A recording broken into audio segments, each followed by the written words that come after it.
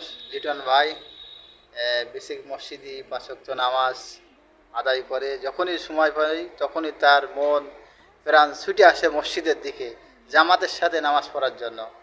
তো ভাইয়ের কাছে আমার ছোট্ট একটি ইসলামিক কিছু বিষয় জিজ্ঞেস করব যে অজুর ফরজ কয়টি? ওদের খরচ 4টি।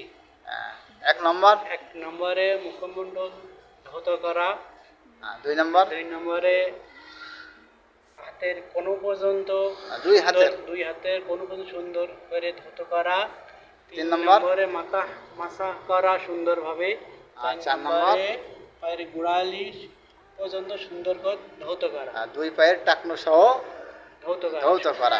সুন্দরভাবে ধৌত হ্যাঁ, করা। এটা নারী পুরুষ উভয়ের উভয়ের পক্ষে জন্যই কি ফরজ, ফরজ। উভয়ের জন্যই ফরজ, খরচ। নারী হোক এবং পুরুষ হোক। এই অজুর ফরজ 4টি, সবার জন্যই কি মাসলা একই, যে 4টে যদি কেউ আদায় না করে তাহলে কি তার নামাজ হবে না, সে পুরুষ হোক এবং নারী হোক, সবার জন্য কি এই বিধানটা একই।